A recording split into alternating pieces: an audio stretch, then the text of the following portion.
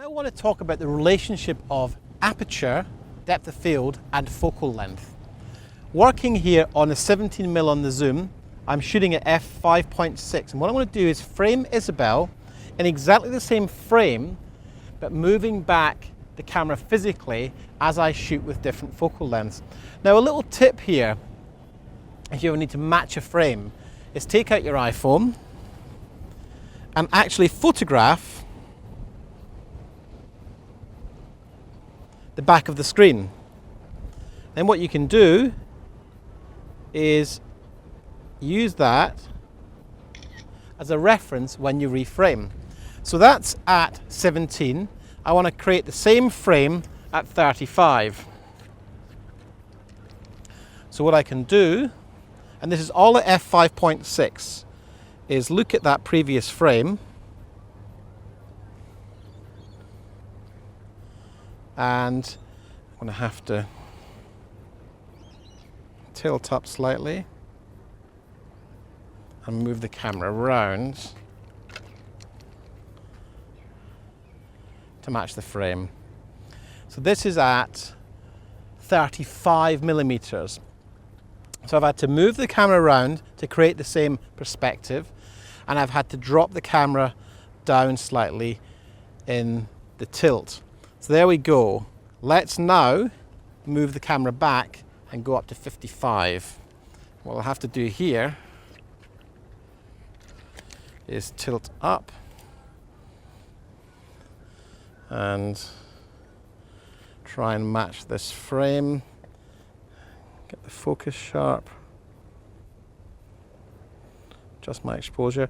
Little tip when you're trying to find focus is open your iris up or use the very ND to let more light in. It's much easier to then see your focus.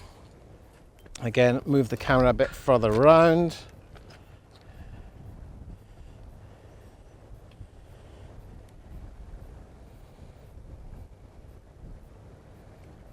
Twist it slightly this way so we keep the city in.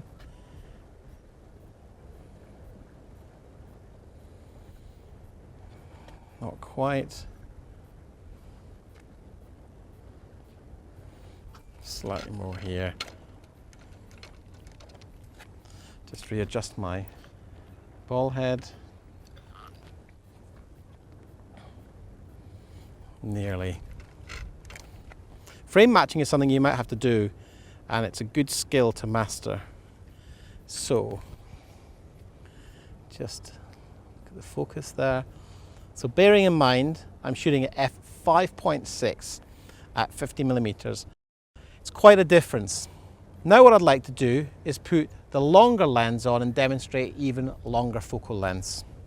So we're on the 70 to 200 now, and I'm at 70.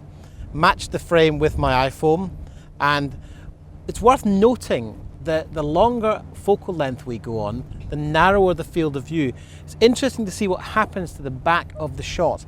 Still shooting at f5.6.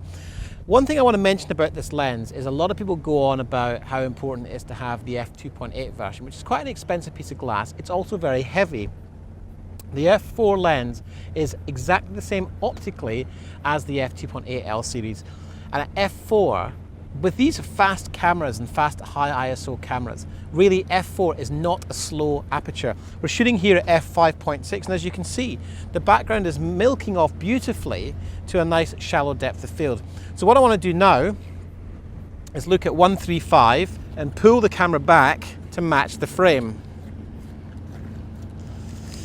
And that's going to need for me to come much further back and around. So what I'm trying to do is match the frame that we set up originally. So the frame size will remain exactly the same. So let's look at that. She's looking a little large in frame, so to pull this back a fraction.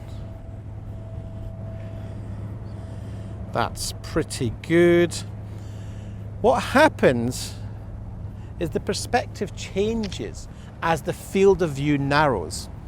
So there we are at 135, and then the last thing I want to do is move it to 200, which is going to involve me coming all the way back here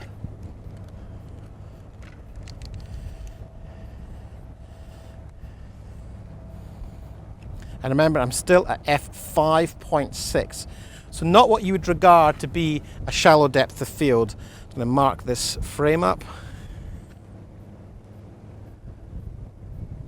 It's not bad for a match.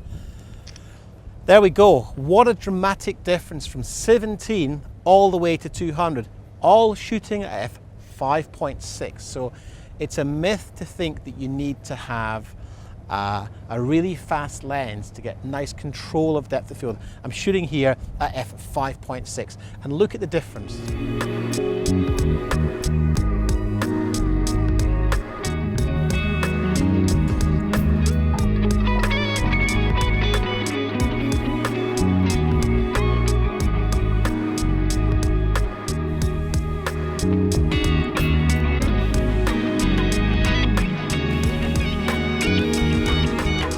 Now what we've just demonstrated is how you can change your field of view and the perspective when you use different focal length lenses at the same aperture but get a very different look to the depth of field.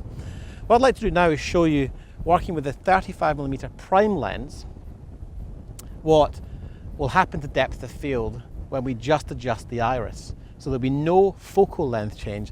What we've got in the frame here is Isabel sitting on a nice bollard here. We've got a guy in the back of the shot wearing a bright orange top, which may or may not be distracting for the viewer. So here we are shooting at f22. And what I'm going to do is take you through each f-stop to demonstrate what happens to depth of field. So that's f22. Let's now look at f16. Which hasn't, that's what f16 is doing, is letting twice the amount of light into the lens. So I have to adjust my exposure using the Vari ND in this case. You can use the built-in ND filters, but I like the Vari ND for fine adjustment. So there we are at f16. Let's now go to f11, doubling the amount of light coming into the lens again. So I have to adjust the Vari ND to cut the light to keep the same exposure. What you can immediately start to see is the guy in the orange top is becoming more blurred, and therefore you're not quite as distracted. But I still feel like we're not getting enough of Isabel popping out of the frame. So let's open up to f8. Adjust our exposure. And there we are at f8. Let's push through to f5.6. Adjust our exposure down. And it's also worth noting how different the city is starting to look. So now we can open up here to f4 and adjust our exposure down. And it's starting to look quite attractive. So not everything needs to be shot wide open, but what this will demonstrate is a different look. And sometimes subtlety is what you're looking for. Let's go to f2.8. Really starting to look very, very beautiful. And then down to f2. And adjust that exposure. And now the guy in the top is such a blur, it's barely distracting at all. What is distracting is the fact that it's a bright orange color. So what you might do in this scenario is just frame him out. But I've used this as a prime example of what depth of field can do to minimize the distraction in the frame. And finally, wide open at 1.5. And what a difference from f22.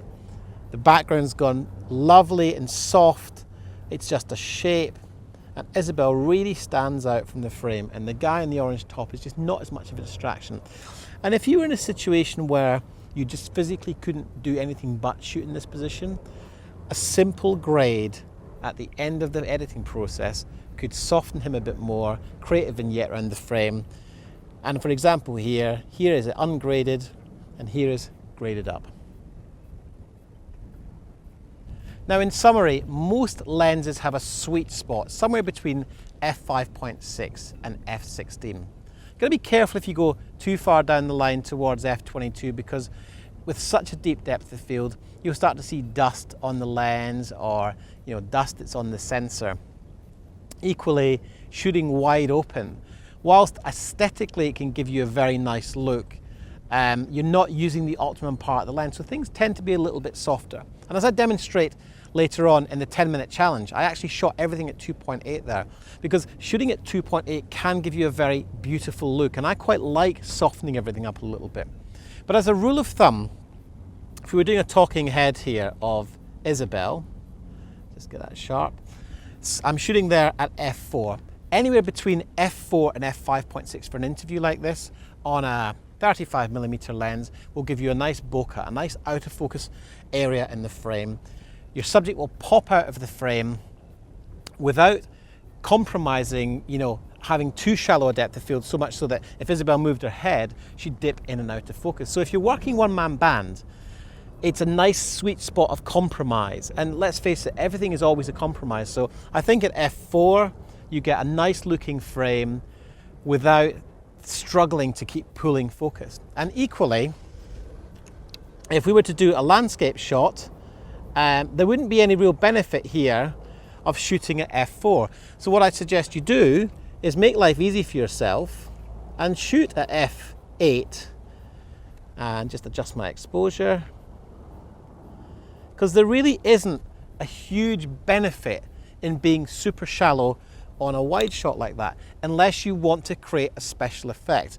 I think certainly starting out, work to be using apertures of f8, f11, f16 on wide shots and landscape shots, and interviews work at f4. And it's a really useful rule of thumb to get you started. And once you gain confidence, then you can start to push one way or the other.